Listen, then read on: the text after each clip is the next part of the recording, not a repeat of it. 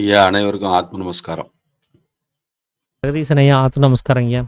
ஐயா, அப்போ அந்த நான் யார் 7ஆம் பாகம் தொடங்கிடலாங்க ஐயா. நான் ஒன்றும் பகிர்ந்துக்க வேண்டாமா? ஓகே, தாராளமாக பகிர்ந்துக்கலாங்க ஐயா. சரி, நானும் நேரம் ஆகாமையும் பார்த்துக்கிறேன். ஒரு பகிர்ந்துக்கிறது பகிர்ந்துட்டு அப்புறம் 7ஆம் பாகத்துக்கு போய்க்கலான்னு பார்க்குறேன். அப்புறம் கோயம்புத்தூர்ல வச்சு பேசுனதுல யாருக்காவது ஏதோ ஒன்றும் அதில் கேள்வி எதுவும் எழுந்திருந்தாலும் கேட்டிருக்க மாட்டாங்கன்னு நினைக்கிறேன். அவ்வளோ கூட்டத்தில் பேசுறதுக்கு முடிஞ்சிருக்காது. அது வேற ஏதாவது தனிப்பட்ட முறையில் கேட்டாலும் நான் சொல்றது தயாராக இருக்கிறேங்கிறது இது மூலமா சொல்லிக்கிறேன். ஓகேங்க ஐயா. ஆமாம். அப்புறம் வந்து இப்போ நம்ம இந்த சாதாரணமாக நீங்கள் இப்போ இவ்வளோ நேரம் அந்த அத்தியாயத்தை பற்றி சொல்லிட்டு இருந்தீங்க.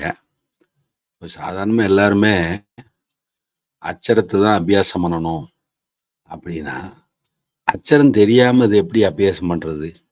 அது ஒரு கேள்வி இருக்குது. அப்புறம் 2வது, அச்சரத்தை அபியாசம் பண்ணதுக்கு அப்புறம் தான் அச்சரத்தை தெரிஞ்சுக்கிறோம் அப்படின்னு ஒரு கேள்வி இருக்குது. அப்ப இது எப்படித்தான் இது முடிவுக்கு வர்றது? அதாவது சரணாகதி அடையிறதுன்னு ஒரு கேள்வி இருக்கு. அப்போ தெரிஞ்சு இந்த ஆளு இந்த மாதிரி ஆளு இந்த மாதிரி பிரச்சனையை சால்வ் பண்ணுவாருன்னு சொல்லி அவர்கிட்ட கொண்டு போய் பிரச்சனை சொல்லி ஏற்கனவே விஷயம் தெரிஞ்சுட்டு கொண்டு போய் கொடுத்தா அது ஆகும். யாரோ ஒரு பைத்தியத்துக்கு கொண்டு ஒரு பேப்பரை கொண்டு போய் கொடுத்தா, ஐயா டாக்குமெண்ட் இந்த பிரச்சனையை முடிச்சு கொடுங்கன்னு அவரை பத்தி தெரியாம கொண்டு போய் கொடுத்தா அந்த பைத்தியம் என்ன பண்ணு பேப்பரையும் கிழிச்சு போடும், நம்மளையும் அடிச்சு போடும், இந்த சினிமாவில் காட்டுற மாதிரி.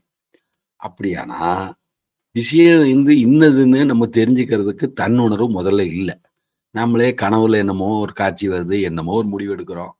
அந்த நேரத்துல என்ன தோணுதோ அப்படி எடுக்கிறோம். அந்த மாதிரி நிலைமை தான் நம்மளுக்கு இப்ப இருக்குது. அதாவது அறியாமை தான் இருக்குது நல்லாவே. அப்படி இருக்கும்போது இப்ப எப்படி அறிஞ்சுக்கிறது? அப்பா அதுக்கு என்ன பண்றாரு?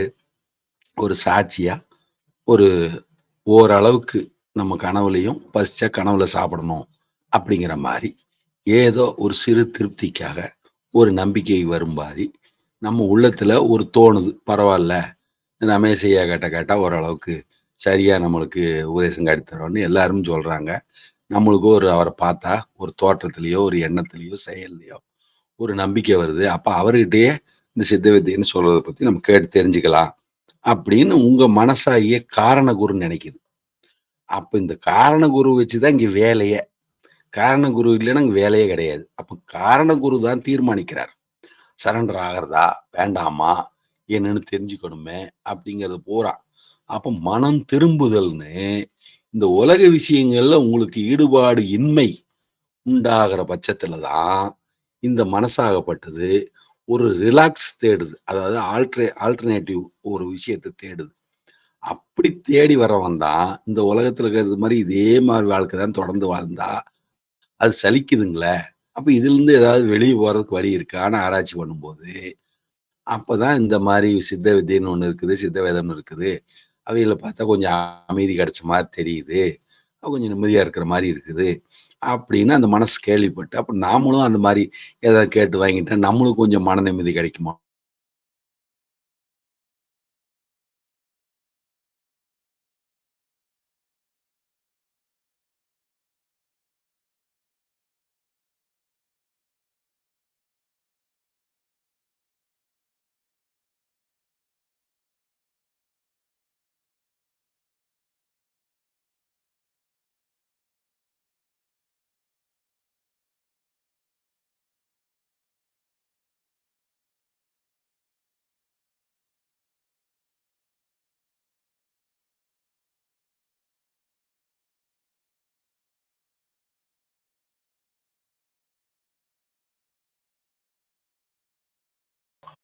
ஐயா எல்லாரும் கேக்குதுங்களா?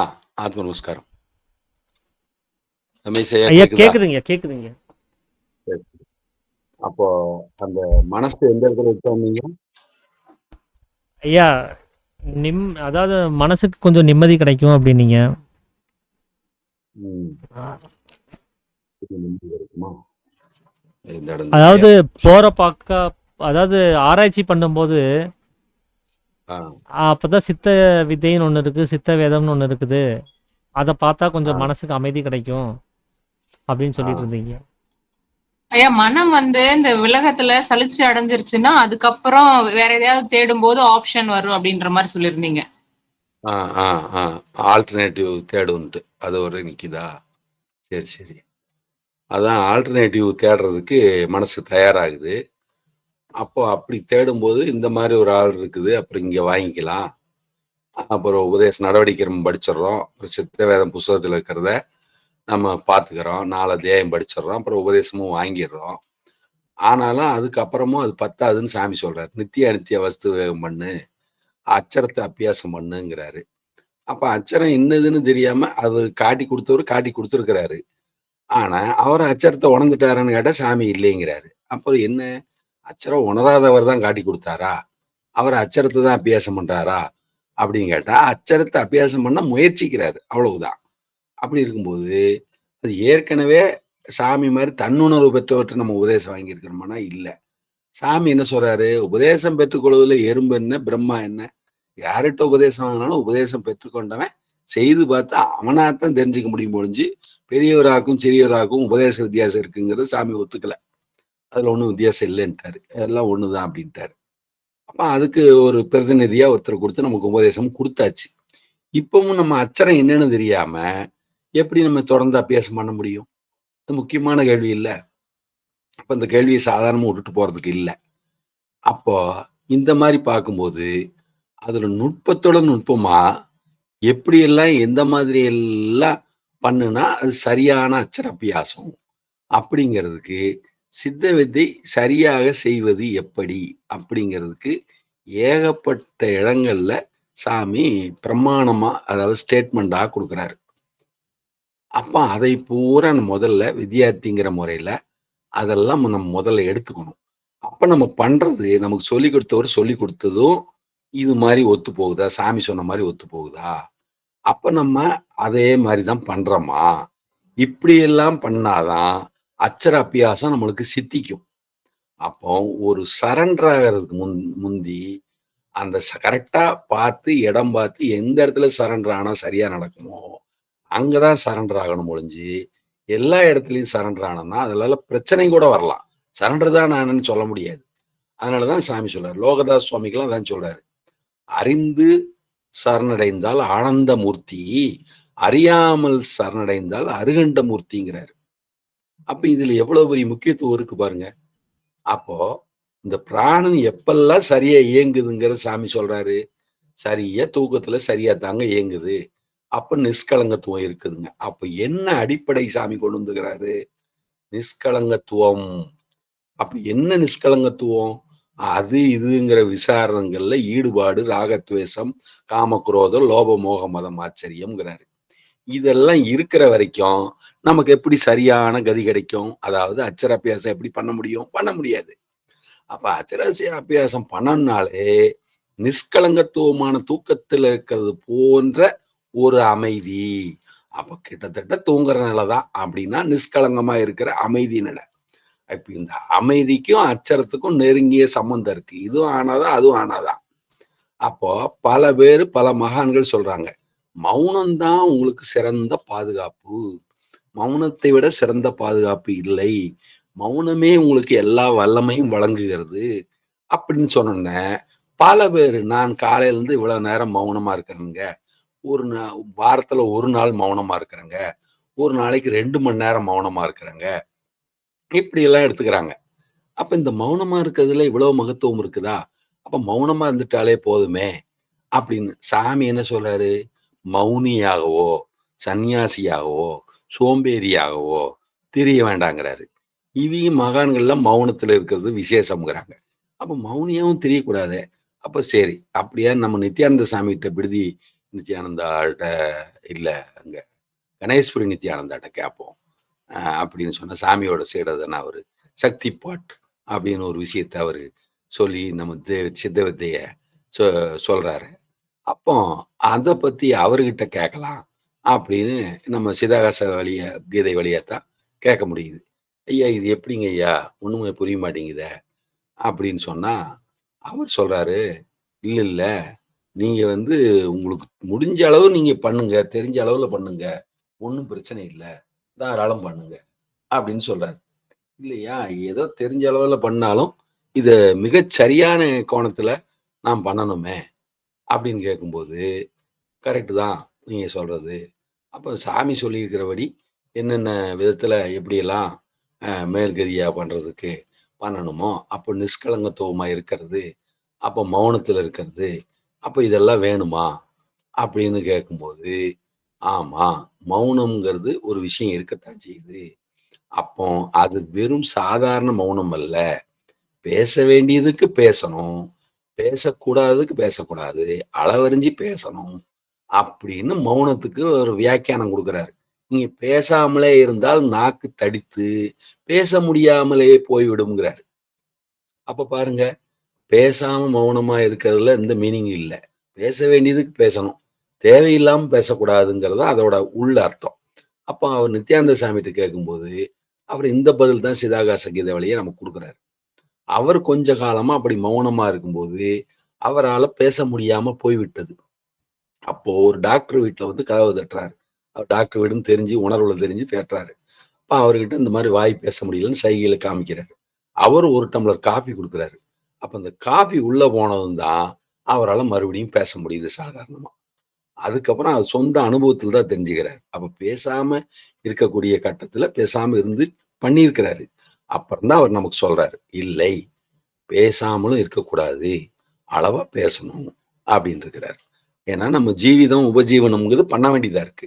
நம்ம பரிபூரணம் அடையிற வரைக்கும் இந்த பேச்சு, வாக்குங்கிறது நமக்கு பயன்படுது. அப்போ மனம், வாக்கு, காயம், திரிகரணம், சுத்திங்கிறாங்க.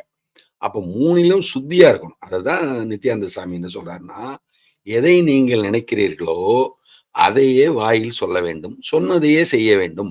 இப்படிப்பட்ட சுத்த உள்ளம் உங்களுக்கு வந்துருச்சுன்னா, அதுதான் நீங்க அட்சராபியாசம் செய்யறதுக்கான தகுதின்னு சொல்றாரு. அப்ப பாருங்க, நீங்க மௌனமா இருக்கணுமா? கரெக்ட்டா பயிற்சி பண்ணணுமா? நிஷ்கலங்கத்துவமா இருக்கணும்னா, உங்க மனசுகிட்ட நீங்க உண்மையா இருக்கணும். அப்ப உண்மையான நபரா நீங்க வாழணும். அப்ப உண்மை தான் சத்தியம்ங்கிறாங்க. அப்ப இயேசுநாதர் நானே சத்தியமும், ஜீவனும், வழியும், ஒளியுமா இருக்கிறேன்கிறார். அப்ப இங்க சத்தியம் தான் நான் படித்த புத்தகமான்னு பாட்டு கூட இருக்குது. அப்ப சத்தியம்னா சத்து, இயம்னா இயல்பு.